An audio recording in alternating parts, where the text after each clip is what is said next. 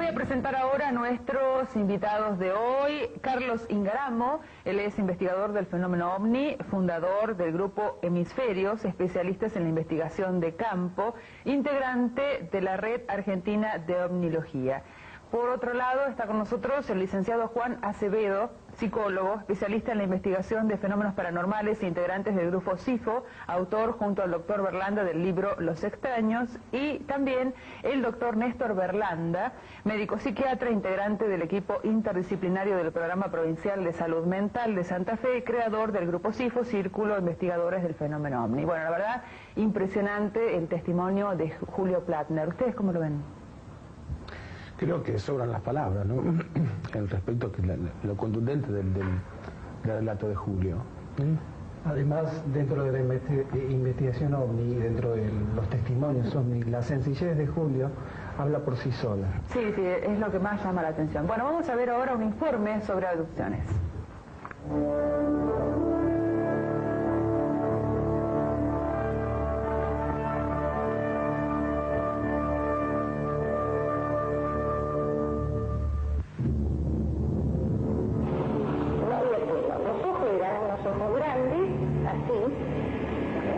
La nariz era una cosa chiquitita y la boca era una cosita así, chiquita. Yo lo único que te digo que sigo viendo y es como que eso es lo que me preocupa, es como una obsesión. Yo lo único que veo son los ojos de esos seres, nada más. Y lo que sí, que clarito me acuerdo eran las manos finitas y unos dedos finitos y largos. Y de este lado lo tenía yo, que me tocaban así, como que se le movía como que si se rieran, ¿no? El tema de las abducciones por entidades anómalas representa un verdadero desafío para la construcción del pensamiento moderno, tanto por sus implicancias en el plano de lo científico como de lo filosófico, abriendo nuevas perspectivas en la búsqueda de un mayor entendimiento del hombre y su entorno. El estudio de este fenómeno no apunta a una explicación técnica, sino a la lectura de los acontecimientos, dado que los mismos, interpretados en su globalidad, denotan un sistema simbólico en su constante expresión. A partir de la década del 80, los casos de abducciones comenzaron a sucederse con mayor frecuencia. Los procedimientos son los mismos y los seres involucrados responden a similares características. Pero el fenómeno ya no es solo patrimonio de desprevenidos conductores de caminos solitarios, sino que la experiencia comienza a invadir la privacidad, incluso de los dormitorios. En Argentina, la experiencia de abducción sigue patrones similares a la de otras partes del mundo, al igual que la tipología de los seres involucrados. La experiencia de abducción, en la mayoría de los casos, es como un camino de iniciación arquetípico, con su invariable secuencia de separación, traslado a otros planos y regreso. En la literatura sobre ovnis, la etapa de separación es conocida usualmente como abducción, pues principalmente, aunque no siempre, el individuo siente que lo llevan en contra de su voluntad, o por lo menos sin conocimiento y sin previo aviso. Entonces es llevado a un mundo totalmente distinto, donde es sometido a un cierto tipo de inspección ritual, de examen tanto físico como psíquico.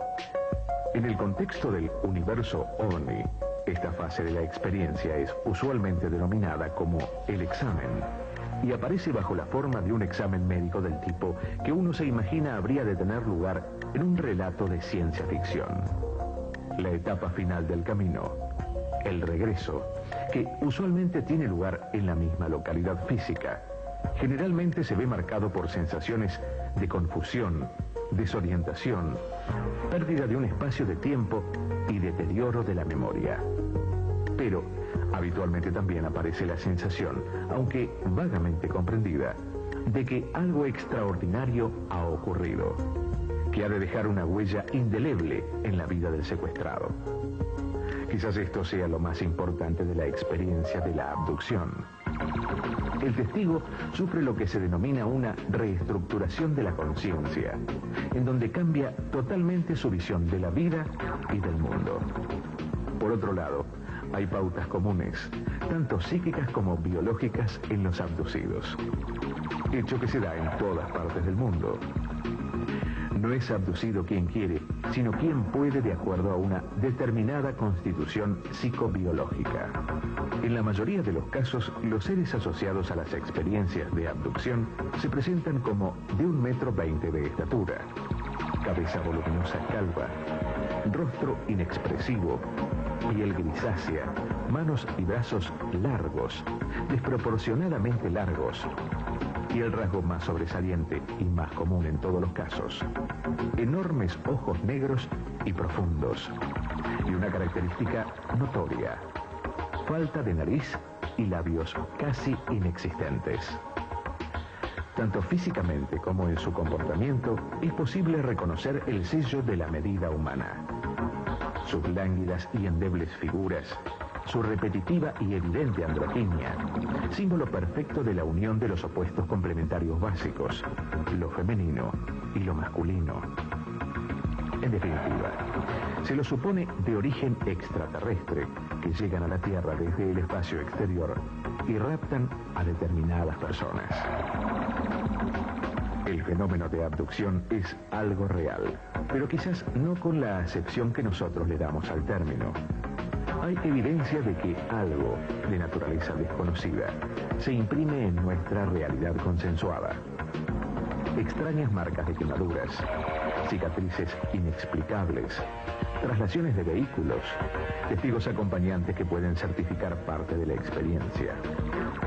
Hechos que indican que algo ha pasado, algo que escapa a nuestra comprensión, pero que no prueba ciertamente que haya seres extraterrestres vinculados en la experiencia. El fenómeno de las abducciones es un fenómeno mundial, tanto es así que Steven Spielberg está haciendo una miniserie que se llama Abducidos, en la cual cuenta 50 casos de abducciones que sucedieron en Estados Unidos. ¿Cuántos casos habrá en Argentina? Nosotros al menos hemos podido trabajar con 30 casos. Hay una cuestión que es muy importante. A diferencia de lo que se trabaja en otras partes del mundo, como Estados Unidos, que hay una costumbre por recolectar casos, ¿sí? En nuestro caso particular, junto al doctor Néstor Orlando, pensamos que es... Ustedes dos trabajan en este tema trabajamos juntos. Creemos que es preferible tener pocos casos, pero trabajarlos en extenso. Aparte, el otro problema es que en los próximos tiempos, digamos, quizás estos casos hayan empezado a incrementarse a partir justamente de la difusión que ha tenido el fenómeno. Como que la gente se anima a hablar, ¿no? Que la gente se anima a hablar, o que de pronto los fenómenos que no tienen explicación ya se lo empieza a vincular al tema de las abducciones, aunque quizás no tenga que ver con esto. Es decir, de pronto una persona que ve una luz en el camino y tiene un poco de tiempo perdido, lo asocia con que algo le pasó, que fue raptado. Entonces ya empieza a transformarse un caso cuando en realidad hay un espacio de tiempo y una luz, nada más. Qué difícil debe ser darse cuenta quién es un abducido y quién no. Por eso en los 30 casos, no todos los casos fueron casos reales y concretos de abducción. Y por eso es tan importante el testimonio de Julio, porque ocurrió en el año 1983, donde todavía el fenómeno no estaba tan masificado.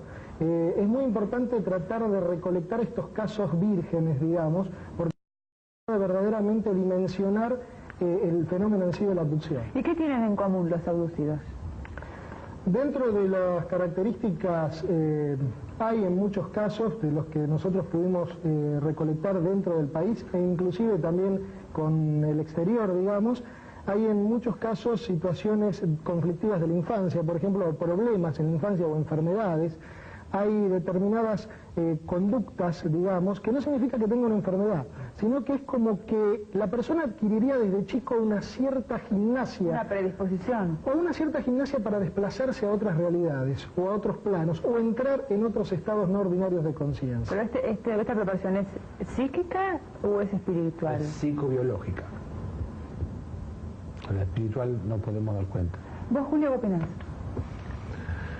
Bueno, yo no estoy... ¿Vos sentís como que tenías una predisposición a esto? No, yo nunca, digamos, sentí que estaba predispuesto a que me ocurriera esto. Lo que sí, bueno, a partir de ese momento sí, me interesa el tema y, digamos, estaría dispuesto a que en cualquier momento, bueno, si tuviera otra oportunidad de saber algo más y contactarme con ellos, estaría dispuesto.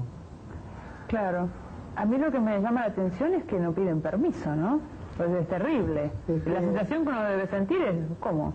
Claro, yo pienso que si a uno, digamos, se le presentara un caso tan extraño, con seres distintos a nosotros, y bueno, en ese momento se asusta y bueno, no creo que se preste a que lo lleven o lo secuestren, digamos, en ese caso. Bueno, tenemos muchísimo más y en el próximo bloque las palabras de Ingaramo, que está con nosotros. Ya volvemos.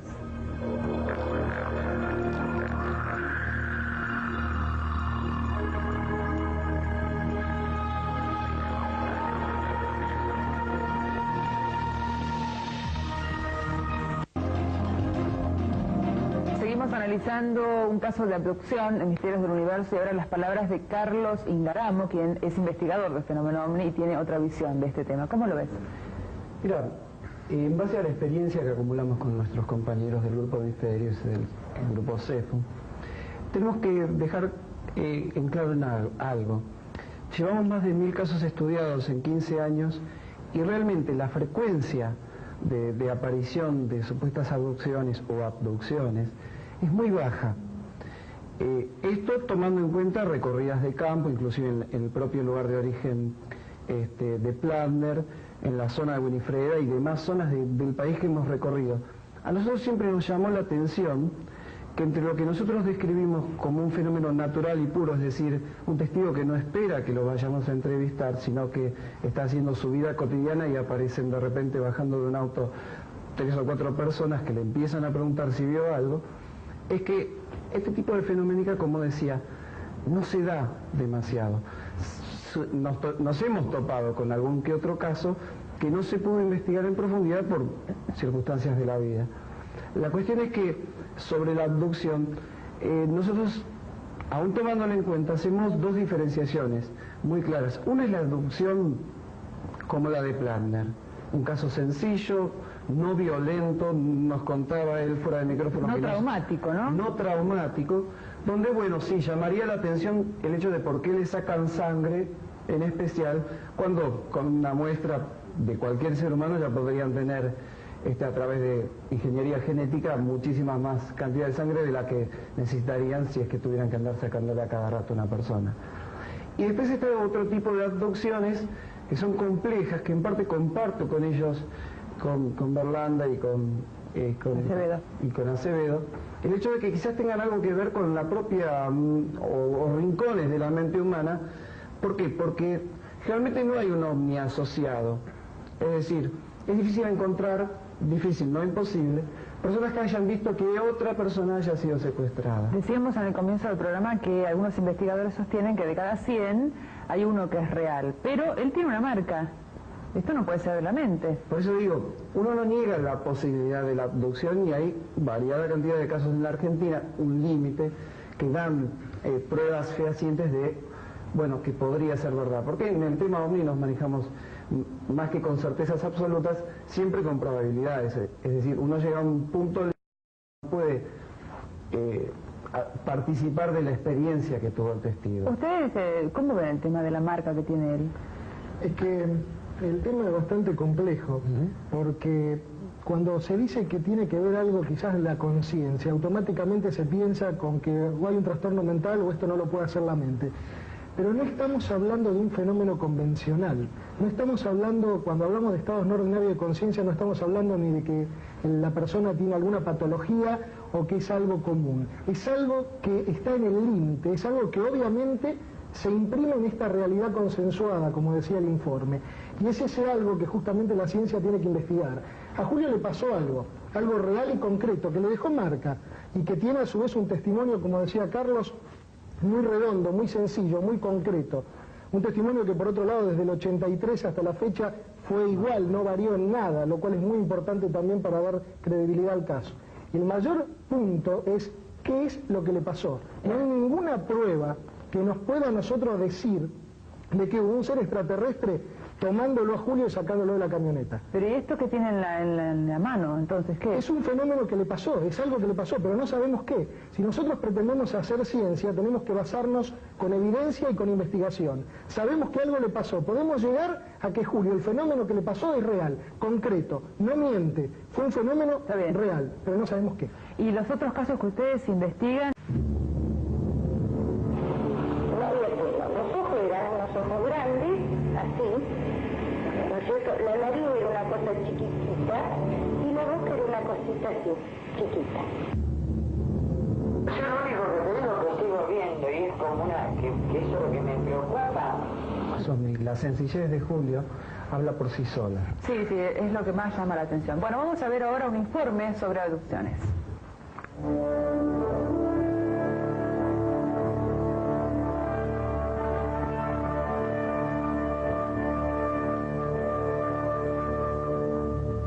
CIFO, Círculo, investigadores del fenómeno OVNI. Bueno, la verdad, impresionante el testimonio de Julio Plattner. ¿Ustedes cómo lo ven? Creo que sobran las palabras, ¿no? En respecto a lo contundente del relato de Julio. Además, dentro de la investigación OVNI y dentro de los testimonios. Con nosotros el licenciado Juan Acevedo, psicólogo, especialista en la investigación de fenómenos paranormales e integrantes del grupo CIFO, autor junto al doctor Berlanda del libro Los Extraños, y también el doctor Néstor Berlanda, médico psiquiatra, integrante del equipo interdisciplinario del Programa Provincial de Salud Mental de Santa Fe, creador del grupo. Bien, les voy a presentar ahora a nuestros invitados de hoy. Carlos Ingaramo, él es investigador del fenómeno OVNI, fundador del grupo Hemisferios, especialistas en la investigación de campo, integrante de la Red Argentina de Ovnilogía. Por otro lado, está